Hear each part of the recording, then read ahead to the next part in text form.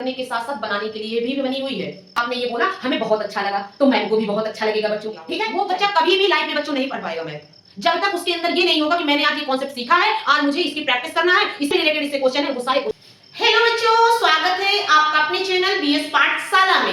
आज हम इस वीडियो में लाभ और हानि का पार्ट 2 डिस्कस करेंगे। अगर आप लोगों ने अभी तक पार्ट 1 को नहीं देखा है तो एक बार जाकर के आप पार्ट 1 को जरूर से जरूर देख लीजिएगा, क्योंकि जितने भी आप लाभ हानि के कॉन्सेप्ट हैं उसको हम लोगों ने उस वीडियो में डिस्कस किया था। अगर आप लोगों ने नहीं देखा है तो एक बार जाकर जरूर से जरूर देख लीजिएगा। आई रिक्वेस्ट यू, क्योंकि आप लोग जब तक उसको नहीं देखेंगे बच्चों, आप इस सवाल का कह रहा है कि यदि 15% की हानि और 15% का लाभ होने पर वस्तु के विक्रय मूल्य के बीच का जो अंतर है, डिफरेंस है बेटा, तो वो आपका कितना है 450 रुपए। विक्रय मूल्य मतलब आपका सेलिंग प्राइस, क्रय मूल्य यानी कॉस्ट प्राइस, ठीक है। तो यहाँ पे जो क्रय मूल्य पूछा गया, जब भी सवाल में बच्चों आपको क्रय मूल्य पूछा जाए यानी आपका 100% का मान पूछा गया है, कभी भी आपको, कल मैंने इसके पार्ट 1 में आपको बताया था कि कैसे आपको ये कॉन्सेप्ट लगाना है। टाइप नंबर लास्ट जो आपका था वही मैंने आपको बताया था कि जब भी सवाल में आपके क्रय मूल्य की बात होगी यानी वहां पे आपका 100% का मान पूछा जाएगा, और जब भी आपका 15% हानि, 10% हानि यानी हानि की बात होगी तब आपको 100 से माइनस कर देना है, और लाभ होगा तो 100 से आपको प्लस कर देना है। ये बात मैंने आपको बता रखी है। अगर आपने नहीं देखा है तो कोई भी बच्चा है पार्ट 1 नहीं देखेगा तो उसके लिए सारी बातें ऊपर से, सर के ऊपर से जा रही होगी बच्चों। तो इसलिए आप क्या करेंगे, पार्ट 1 जरूर से जरूर देख लेंगे। जब आप पार्ट 1 देख लेंगे तब ये बिल्कुल आपके लिए हलवा लगेगा। कैसे लगेगा आइए मैं आपको बताती हूँ। कह रहा है कि यहाँ पे 15% हानि के लिए मैंने क्या कहा, 100 से माइनस कर दो तो ये तुरंत आ जाएगा 85%। कितना आएगा 85%। लाभ कह रहा है 100 में जोड़ दो तो ये आ गया क्या है आपका 115% लाभ, ठीक है। अब बताइए, आप ये बताइए यहाँ पे लाभ और हानि का अंतर ही तो दिया है परसेंटेज में, यही दिया है ना। कितना दिया है 450 रुपए। तो आप ये बताइए, महाभारत आपने देखी होगी तो यहाँ पर जब योद्धा दो होते हैं तो अगर वो है गदा के साथ लड़ रहे हैं तो वो सामने वाला भी गदा ही उठाएगा। ऐसा तो नहीं है कि एक गदा उठाया एक बाण से वार कर रहा है, तो ऐसा तो नहीं है। अगर कुश्ती है, मल्लयुद्ध में है तो एक अगर आपका क्या है, वैसे बॉडी बिल्डर होते हैं तो वो आपका अपना शारीरिक बल दिखा रहा है, तो ऐसा तो नहीं है कि दूसरा जाकर के उसके ऊपर डंडा उठा के मार देगा, ऐसा तो नहीं है ना। तो उसी तरह आपको क्या करना है कि अगर यहाँ पे परसेंटेज कह रहा 15% की हानि और 15% के लाभ का विक्रय मूल्य के बीच का अंतर दिया है, तो यहाँ पे पहले हम परसेंटेज भी अंतर कर लेंगे। क्या अंतर होगा, 115 में जब आप 85 का अंतर करेंगे तो कितना आएगा बताइए, माइनस करेंगे 30% आएगा। तो यहाँ से आप जब माइनस करेंगे तो 30% आपका दिया है। 30% का मान आपको सवाल में दिया है, कितना दिया है 450। कितना दिया है 450 रुपए। अब आप ये बताइए आप लोग, आपको 30% का मान सवाल में दिया है तो अगर मैं 1% का पूछूं तो आपका क्या हो जाएगा, 1% बराबर आपका 450 और बटे में आपका क्या हो जाएगा 30।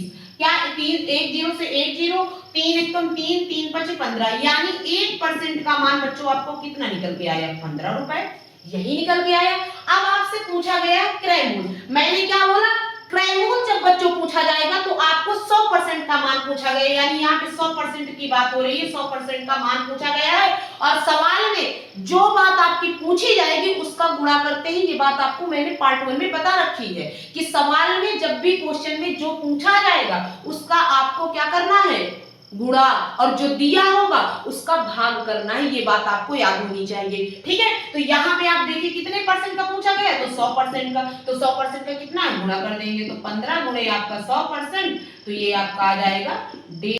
आ गया, बिल्कुल हलवा था बच्चों, है ना।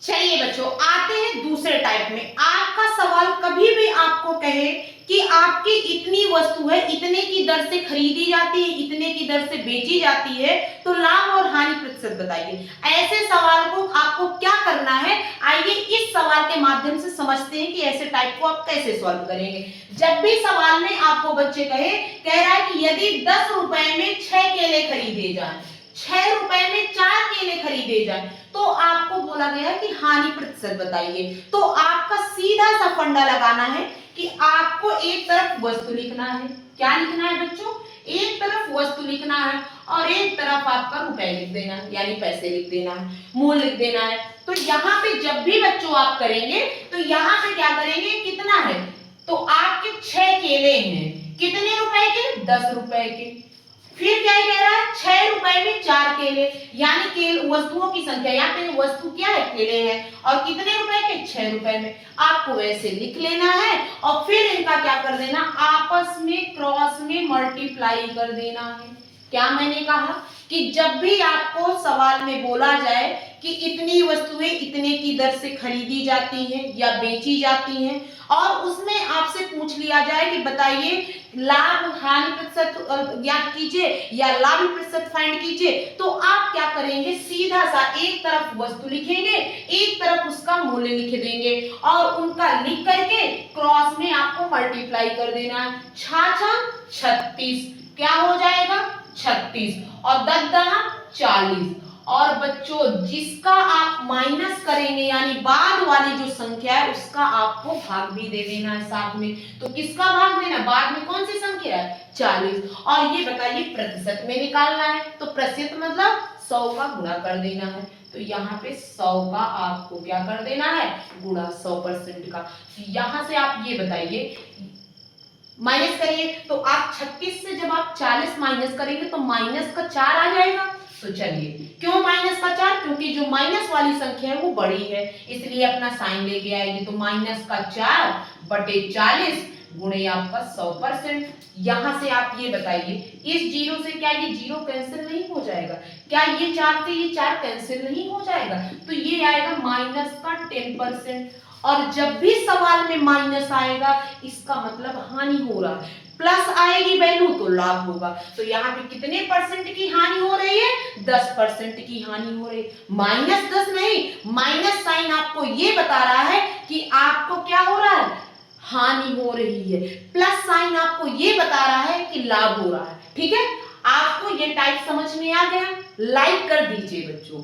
जब तक आप लाइक नहीं करते तब तक ये बताइए हमें अपनी मेहनत का फल मिल पाएगा, कैसे पता चलेगा कि आप लोग देख पा रहे हैं। इसलिए बीच बीच में आप कमेंट भी कर दिया करिए, जो पॉइंट आपको अच्छा लगता है वो पॉइंट आप टाइप भी कर दिया करिए कि मैम आपने ये बोला हमें बहुत अच्छा लगा, तो मैम को भी बहुत अच्छा लगेगा बच्चों। ठीक है, चलिए इतना कर लीजिए, फिर इसके बाद बढ़ते हैं आगे। ठीक है, आते हैं इसके तीसरे सवाल में, और तीसरा सवाल भी आपका इसी कॉन्सेप्ट के बेस में है।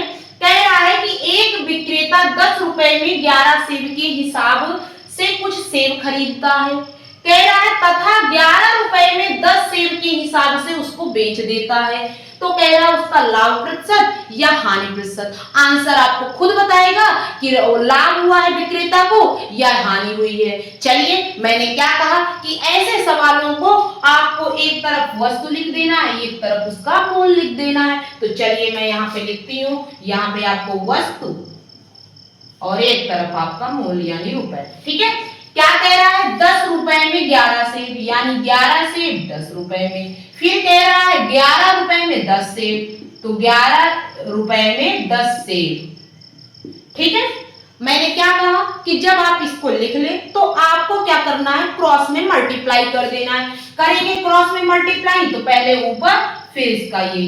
ठीक है, तो 11 गिनेंगे 121, क्या होगा बच्चों, 121 माइनस 10 100। और अब आपको पता चल गया होगा कि लाभ होगा कि हानि। ठीक है, तो यहां से आपका क्या है, बाद वाली संख्या को ही बटे में लाएंगे तो कितना है बच्चों, 100। और परसेंटेज के लिए किससे गुणा करेंगे, 100 से। ठीक है, अब आप देखिए तो यहां से आपका आएगा क्या बच्चों, पसीने की बूंद चली गई है तो वो पूरा जल रहा है। गर्मी बहुत ज्यादा है।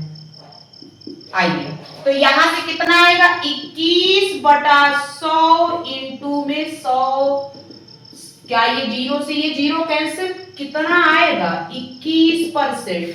वैल्यू कैसी बच्चों निकल के आई, पॉजिटिव। इसका मतलब क्या हो रहा है, 21% का लाभ हो रहा है उस विक्रेता को। तो क्या हो जाएगा, 21% का लाभ। बच्चों में एक बात हमेशा कहती हूं कि मंजिल मिल ही जाएगी, भटक कर सही, गुमराह तो वो है जो घर से निकले ही नहीं। जिन बच्चों ने ठान लिया कि मुझे सीखना है मैथ, वो बच्चे एक दिन बहुत अच्छे से मैथ को सीख जाएंगे। और जो बिल्कुल ये है कि मुझे मान ही लेना है कि मुझे मैथ जीवन में नहीं आएगी, तो फिर बच्चों उसको नहीं आएगी। ठीक है, तो आप लोगों को मैंने ये सारे जो कॉन्सेप्ट है, पार्ट 1 बड़ा हो गया था, इसलिए पार्ट 2 में मैंने थोड़े से सवाल रखे हैं। आशा करते हैं कि लाभ और हानि के बच्चों सारे जो टाइप्स हैं मैंने आप लोगों को बता दिया है। कोई भी बच्चा, चाहे वो अभी 6वीं से लेकर के इंटर तक में है या आपका कॉम्पिटिटिव एग्जाम की प्रिपरेशन कर रहा है, कोई भी बच्चा इस वीडियो को देख ले, सारे कॉन्सेप्ट को समझ ले, इसके बाद वो अपने सवालों को सॉल्व करना स्टार्ट करे। और बच्चों हर एक सवाल का वो आंसर फेंक के ना मारे, तो बताइएगा कमेंट बॉक्स में, आप बिल्कुल लिख सकते हैं कि मैम हमें बिल्कुल समझ में नहीं आया। एक बार आप कॉन्सेप्ट को समझिए, उससे रिलेटेड सारे क्वेश्चन को आप सॉल्व करिए। और बच्चों मैं एक बात हमेशा बोलूंगी कि मैथ आपको प्रैक्टिस से आएगी। कोई सब्जेक्ट नहीं है कि हिंदी है, इंग्लिश है, इतिहास है, भूगोल है, बच्चों रट लिया काम चल जाएगा। जब तक आप मैथ में अगर एक कॉन्सेप्ट आपको बताया गया और उस कॉन्सेप्ट से रिलेटेड आपने 10 क्वेश्चन को नहीं सॉल्व किया, जीवन में आपको मैथ नहीं आएगी। कोई भी टीचर बच्चों आपको नहीं मैथ सिखा सकेगा। इस बात को आप गांठ बांध के बांध लीजिए, इस बात को आप बिल्कुल समझ लीजिए बच्चों। ठीक है, कोई भी बच्चा नहीं मैथ समझ पाएगा अगर वो बच्चा प्रैक्टिस नहीं कर पा रहा है, चाहे वो ट्यूशन में पढ़ रहा हो, चाहे वो स्कूल में पढ़ रहा हो या ऑनलाइन बैच लिया हो, वो बच्चा कभी भी लाइफ में बच्चों नहीं पढ़ पाएगा मैथ। जब तक उसके अंदर ये नहीं होगा कि मैंने आज ये कॉन्सेप्ट सीखा है, आज मुझे इसकी प्रैक्टिस करना है, इससे जितने भी रिलेटेड इससे क्वेश्चन है वो सारे क्वेश्चन को मुझे सॉल्व करना है। और जिस बच्चे ने कर लिया बच्चों, वही बच्चा आगे चल के सक्सेस होगा। ये बात आप मान लीजिए। मानते हैं बच्चों, लड़कपन है, आप लोग 9th 10th के बच्चे हैं, ठीक है, एंजॉय करिए, लाइफ है एंजॉय करने के लिए। लेकिन उस एंजॉय के चक्कर में ये मत भूल लीजिए कि आप लोगों को ये लाइफ जो है ना, वो एंजॉय करने के साथ साथ बनाने के लिए भी बनी हुई है। अगर इस लाइफ में आप एंजॉय करते रह जाएंगे, तो जीवन में बच्चों आप लाइफ में कभी भी नहीं, जो बच्चा आपका हाई स्कूल, इंटर, ग्रेजुएशन तक मेहनत कर लिया बच्चों, वो बस आगे निकल जाएगा। बाकी फिर इधर उधर कोई इलाहाबाद जाता है, कोई दिल्ली जाता है, कोई बनारस जाता है, फिर वो बेटा प्रिपरेशन करता रहता है। लेकिन जिन बच्चों का बेसिक आपका यहां से मजबूत हो जाएगा, वो बच्चा आगे बहुत अच्छा करेगा। ठीक है, आपने कई सारे इंटरव्यू देखा होगा कि उसने इंटर के बाद तुरंत क्या लगा, जॉब, तुरंत वो निकल गया। वो ऐसे ही नहीं बच्चा निकल गया, उसने अपनी जो पढ़ाई है वो कंटिन्यू उसने बनाए रखी है। ऐसा नहीं है कि उसने आज पढ़ लिया, 2-4 दिन उसने आराम किया कि मैंने यार आज पढ़ तो लिया था। ऐसा बच्चा कभी लाइफ में बच्चों सक्सेस नहीं होगा। ठीक है, आज बहुत सारी बातें हैं बच्चों, कभी और करेंगे। आज के लिए इतना ही। कॉन्सेप्ट कैसे लगे आप बिल्कुल कमेंट बॉक्स में बताइएगा। अगला जो आपका ठीक है उसको कमेंट बॉक्स में कमेंट करिए कि मैम, मेरी एक फ्रेंड है, उन्होंने कहा था कि आप सिंपल इंटरेस्ट बताइए, तो मैं कोशिश करूंगी बच्चों उसको बताने के लिए। लेकिन आपको जो भी आपने टॉपिक पढ़ा समझ में नहीं आ रहा है, तो बिल्कुल आप कमेंट बॉक्स में कमेंट कर दिए। ये चैनल बच्चों उन्हीं बच्चों के लिए, देखिए एक स्लाइड में पढ़ाना, आपको बिल्कुल पीडीएफ बना के दे देना और वो कर देना, वो अलग चीज है, लेकिन लिखकर सारी चीजों को बताना एक अलग चीज है बच्चों। ठीक है, मेरी मेहनत के लिए आप लोग एक लाइक करिए, अपने एक दोस्त के साथ शेयर करिए वीडियो को। मैं नहीं कह रही हूं कि आप अपने ग्रुप में शेयर करिए, लेकिन एक दोस्त के साथ शेयर करिए बच्चों। ठीक है, मेरी बातें अच्छी लगी हो, मिलते हैं कल। ठीक है।